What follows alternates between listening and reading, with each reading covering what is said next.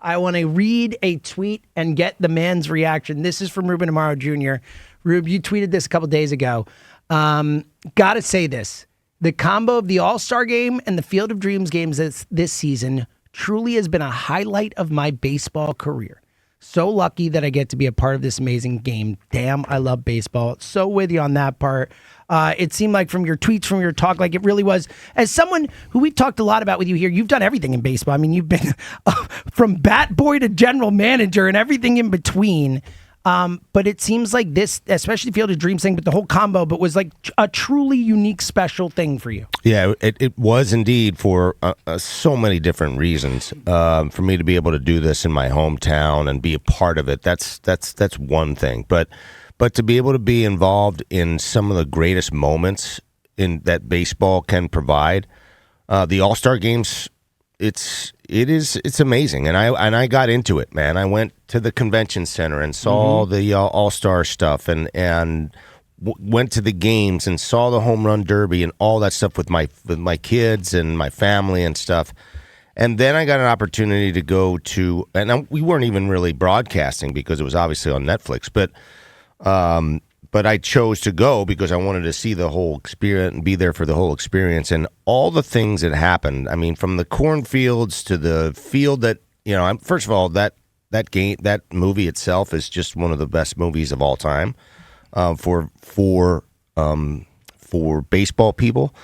And for me to just enjoy what that meant to me and to baseball. And, I started thinking about, how my dad impacted who I was and who I am, made me pretty verklempt. I mean, I got pretty emotional there several times when I was just standing on the field. Wow. Played catch with an old friend of mine I grew up with, who happened to get tickets, a guy named Mike Goldberg and his daughter, and we were tossing the ball together. And then the broadcasters went out and took a bunch of pictures there in the corn and on the field there. It was just a real special moment for me to reflect on how lucky I am to be involved in baseball. And unbelievable. That's awesome. Yeah, it's just spectacular. That's really that cool. Sounds just fantastic. It sounds like everyone should reap rewards like this at some point, during their career, where they get to kind of reflect on the greatness of the sport that gave them so much. Yep. Do you think that this has had a similar effect on the players, these young players who haven't been around the block as long? Yep. But did they grow nostalgic and really gain something from the experience in a similar way? Well, one of the cool things that I noticed, there was like a time when the players were on that field, the original field where they filmed. Yeah. And there are some VIP folks who were there early to get to be around the players while they were out there. And you could see like the smiles on their faces. Some of them had families, some did not. But you could see that they were like genuinely like pleased and happy, and you could see the joy on their faces as they were, hanging out, taking pictures with people. No sweat, no problem. Sure, we'll take. It was just really. It was a very cool moment just to watch the players. Sometimes you step back and you watch the game itself, and the cornfields in the background, and there's some quiet to the game. There was not a lot of noise. It was in the middle of nowhere, yeah. And it felt darker. It felt, yeah. It wasn't like a little league game, but it was somewhere between like a little league game and a minor league game, where it's the purity of the game, that the ball coming off the bat. It was like a totally different sound.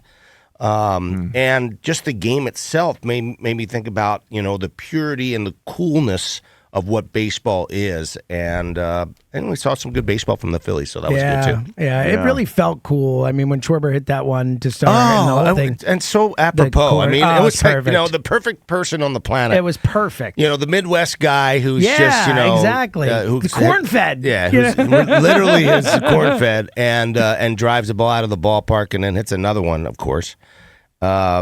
It was just a fun game to watch. The whole experience was worth every minute of it, and I'm so glad I got the chance to experience it. Ruben, how much do you see that happening? Bryson Stott is able to cover more ground and alleviate some of the stress on Trey as a shortstop? Are we imagining this, or have you seen instances where that was real?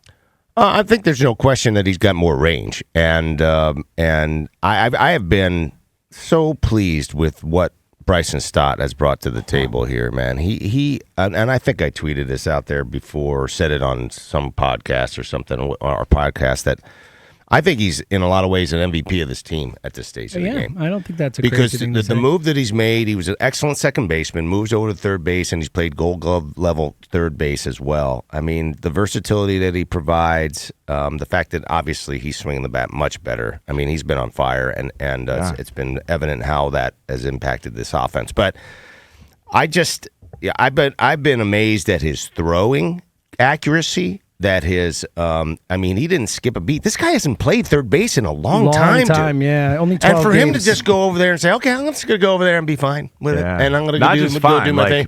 Not very just good. fine, really, Excellent. really Yeah. good. I mean, is he better than like Chapman or something? I don't think so. But All right. anyway. So let's get to this Marlins audio because we've been teasing it for multiple segments. Let's get to what happened last night in this spot. Ruben, I want to get your thoughts on what happened, how it played out. So for those who are not watching, the Marlins had two runners on, first and second.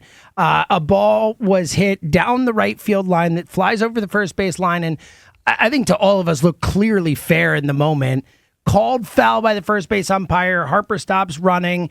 Looks like the Marlins would have scored 2 runs on the play. Instead, because of the call that it was a foul ball, only or is it Three. They would have scored three. Bases would have been cleared. Sure. Instead, 2 score. Second and third is what they were. Here is the Marlins call of that. The Marlins announcer's call of how it all played out. I want to get Ruben's thoughts after. Noha shoots it fair. Nice and foul down the right field line. A foul ball.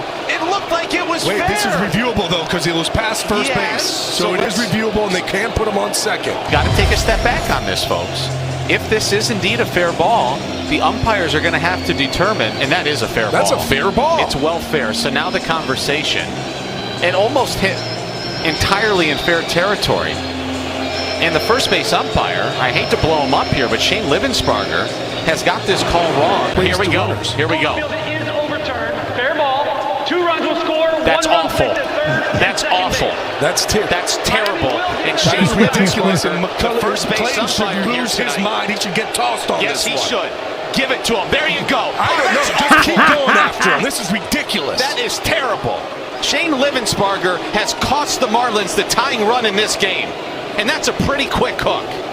That is dreadful. And they should be held responsible for that. That's terrible. That's a joke. You have got to be. Give him more. Keep it going. Give him everything you got. Give it to him. Yeah. Give him Get everything him. you got. Look, That would play great here. I understand the frustration that they have. It was a horrendous call. I thought in the live it looked like a fair ball, clearly. Replay, clearly a fair ball. The ump screwed it up. But having said that, Rube, I don't know what they wanted to happen. That is a very clear situation that if that happens, they give them a ground rule double. That's the way this always works. What did you think of that situation, the call? Well, I think what happens in that situation is that they go to New York, they have different angles to take a look at all the things that were associated with it. The fact that he called foul and the fielder, which was Bryce Harper, sort of shut it down. Stop running, yeah. Then it makes it very difficult to assume that, who was it, Otto Lopez, who does run runs well. really Yeah. well, and probably would have scored. Yeah. I would bet on him. And Even Mattingly I'm said he would have. Yeah, I'm sure he probably, would yeah. have scored. But it's possible that it would have caromed. He would have picked it up. He would have thrown it. You just Exactly. don't. You cannot assume that he was clearly going to be safe. The problem was that the Livensparger just missed the call. Blew the Horrible call. He missed the call, and hey, that happens sometimes. Of course. I mean, listen. But you know we what were- the umpires should do, Rube? Give them more than I mean, I know they're not allowed to come out. You knew you blew the call.